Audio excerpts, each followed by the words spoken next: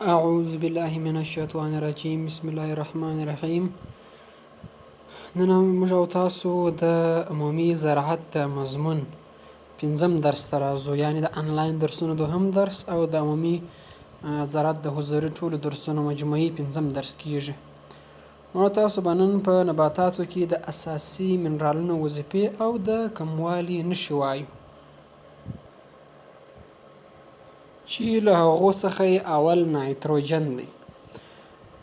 نایتروجن لومړی وظیفې وایو او بیا یې د کموالي یا د لږوالي نښې وایو. نایتروجن موږ تاسو وایو چې د کلوروفیل A او B او د پروټین مهم جز دی. یعنې که چیرې موږ او تاسو کلوروفیل ته وګورو، هغه له څه شي څخه جوړ دی؟ له کاربن یعنې C55، همدارنګه هایدروجن یعنې H2، همدارنګه په هغوی کې نایتروجن هم شته، همدارنګه اکسیجن هم شته، او همدارنګه مګنیزیم هم شته. نو موږ تاسو داسې وایو چې دا د څه شي مهم جز دی؟ د کلوروفیل مهم جز دی. او همداسې که چیرې موږ تاسو امینو اسیدونو ته وګورو چې هغه د پروټینو اساسي اجزاوې دي، په هغوی کې د امینو ګروپ شته، او همدارنګه یعنې NH2. نو موږ تاسو داسې وایو چې دوی هم د کلوروفیل مهم جز دی او همدارنګه هم د پروټین مهم جز دی نایتروجن. نو لکه څرنګه چې د کلوروفیل مهم جز دی، نو دی په چیش کې اساسي رول لري؟ په فوتوسانتیسس کې، یا هم ضیایي ترکیب په عملیه کې ډیر مهم رول لري. ځکه د ضیایي ترکیب عملیه چې سرته رسیږي، هغه په کوم ځای کې سرته رسیږي؟ هغه په کلوروفیل کې سرته رسیږي. نو نایتروجن بیا د کلوروفیل اساسي جز دی.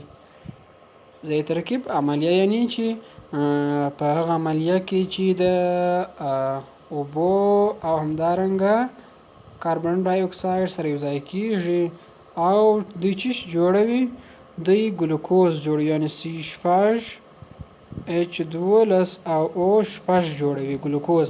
همدارنګه اکسیجن هم د اضافي محصول په توګه باندې ازادیږي. نو په دې عملیه کې دلته باید څه شی شتون ولري؟ کلوروفیل.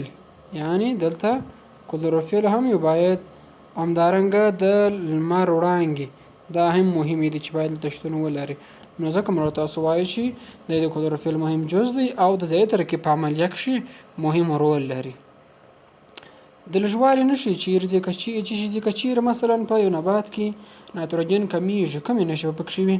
لومړی د نباتاتو پاڼې څه پکېږي؟ ژړوي. کومې پاڼې؟ زړې پاڼې ژړوي او ژر زړیږي. دا تویدنه د پاڼو له کښتنۍ برخې څخه شروع دی او د نبات وده نشي کولی، ځکه که چیرې کلوروفیل نه وي په نبات کې، یا هم په سم شکل سره شتون ونه لري، هلته نایتروجن نه وي، نو دغه عملیه هم سرته سمه نه رسیږي. چې دا عملیه سرته ونه رسیږي، نو پاڼې ایتیولیټډ کیږي، یعنې په دې معنا سره چې دوی بیا رنګه کیږي، کلوروفیل د لاسه ورکوي، یا هم پکې کمیږي ځکه نایتروجن کم دی. دوم چې دی فاسفورس. فاسفورس بیا د کروموزوم مهم جز دی، یعنې د کروموزوم په ترکیب کې فاسفورس مهم رول لري، په حجروي ویش او درسي خواص انتقال کې مهم رول لري. نو کروموزوم که چیرې موږ تاسو وګورو، په عادي حالت کې چې کله مثلا حجره د استراحت په حالت کې وي، کروموزومونه هلته د کروماټیني رشتو په شکل باندې شتون ولري. کله چې بیا حجره لږ وده وکړي، بیا دا کروموزومونه داسې لنډ او ضخیم کیږي، او همدارنګه د حجرې په منځنۍ برخه کې دلته ځای نیسي. کله چې دلته ځای ونیسي، بیا دغه کله چې حجره بیا ویشل کیږي، یوه برخه کروموزومونه یې راځي په یوه حجره کې پاتې کیږي، او بله برخه یې راځي په دا بله حجره کې پاتې کیږي. نو ځکه موږ وایو چې د حجرې ویش کښې مهم رول لري، او هم ارثي خواص له یوې حجرې څخه بلې ته انتقالیږي. ځکه دا که چېرې موږ تاسو فرق وکړو چې دا څه شي ده؟ پیرنټس یا مورنۍ حجره ده، یا مټرنل سیل ده. همدارنګه له هغې څخه چې نورې دوې حجرې منځته راځي، هغه دواړه څه شي وي؟ ډاټر سیل دي. ډاټر یا هم دختري حجرې دي. له دغه حجرې څخه د دواړو حجرو ته چې خواص انتقالیږي، دا د همدې کروموزومونو په وسیله باندې انتقالیږي. او هم په حجره کې انرژي چې ذخیره کوي، هغه کښې دوی مهم رول لري. که چیرې په نبات کې کمیږي، نو د نبات رنګ زرغون یا هم بنفش معلومیږي.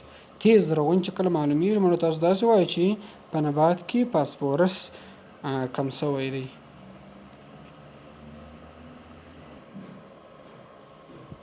بل هم د پوتاشیم وظیفه ده. اوس نو تاسو راځو پوتاشیم وظیفه او د کموالي نښې ووایو.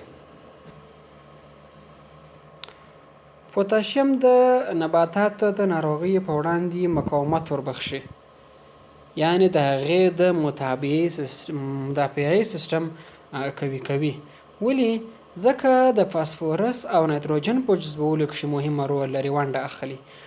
ځکه موږ تاسو ویله چې فاسفورس د دوی د ودې انکشاف، همدارنګه نایتروجن د کلوروفیل مهم جزو په دوی کښې مهم رول درلودی. نو ځکه که چېرې دوی پکښې په کافي اندازه شتون ولري، د ناروغیو په وړاندې دوی قوي کېږي. او پوتاشیم بیا د نایتروجن او فاسفورس جذب سموي، نارمل کوي او ډېروي. د کموالي نښې بیا څه شي وي؟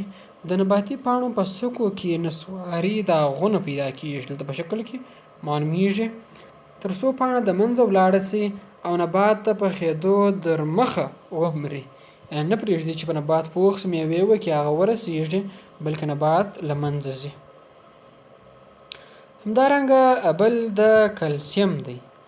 د کلسیم وظیفه څه شی ده؟ د حجروي دیوال اساسي جز دی. دوی په حجروي ویش کې مهمه ونډه لري.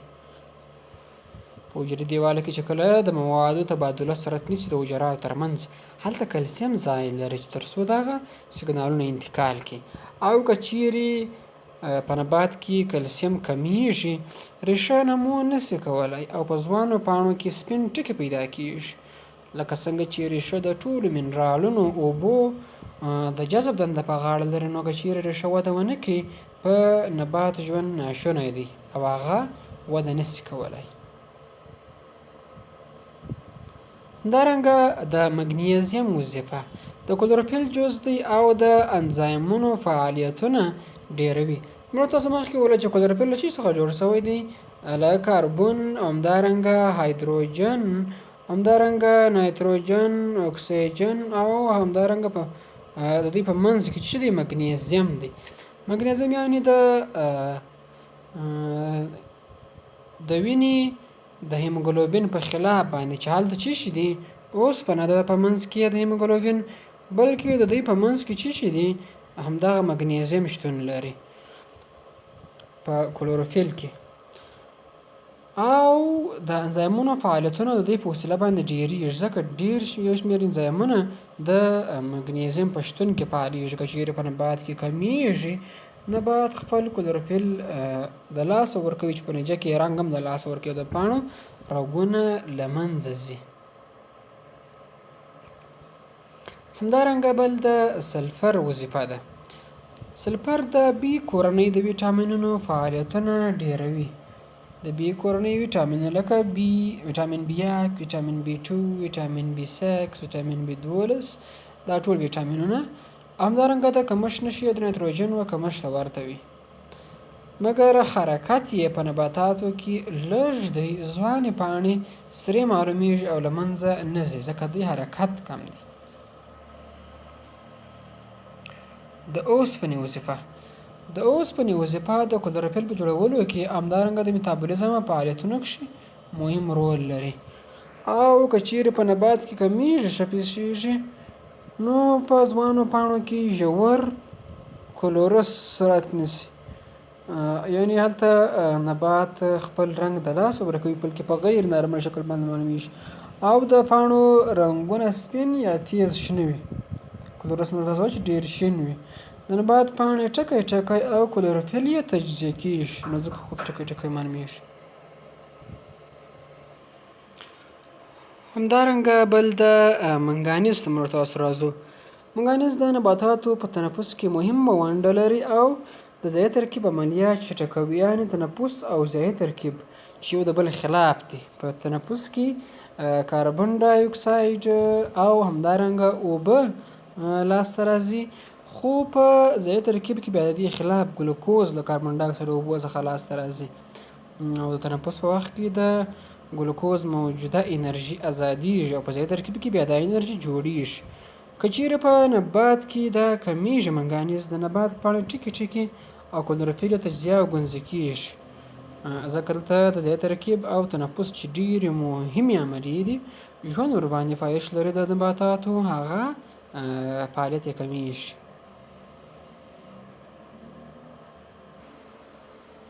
همدارنګه بل مهم منرال هغه مس دی، کافر. دا د نباتي مهمو انزایمونو یعنې ټرایوساینس همدارنګه هم د اسکاربیک اسید په حلولو کښې مهم رول لري. ټرایوساینس خپل هغه انزایمونه دي کوم چې په نباتاتو کې مهم رول لري، خصوصا په ضایع ترکیب عملیه کې. یعنې که چیرې موږ تاسو ورته وګورو دلته په شکل کې دلته یې په ښه ډول باندې لیدلی سو.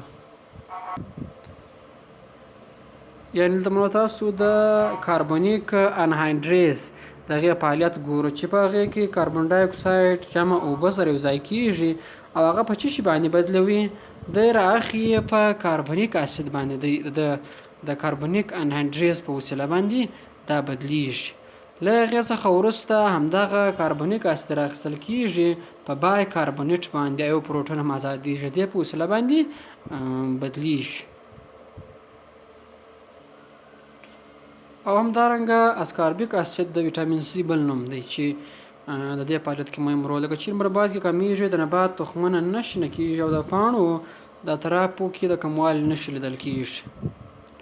همدارنګه بل مهم منرال جس دی، تنفسي مهم انزایمي کاربو انهایډریز کښې د کتلیس دنده په غاړه لري، یعنې د کیمیاوي تعاملاتو په چټکتیا کښې مهم رول لري. لکه څنګه چې موږ تاسو مخکې دلته په هغه شکل کې لکه چې دلته چې موږ تاسو ولیدئ دلته د کاربونیک انهایډریز فعالیت چې اوبه په کاربونیک اسید همدارنګه په بای کاربونیټ باندې بیا بدلیږي.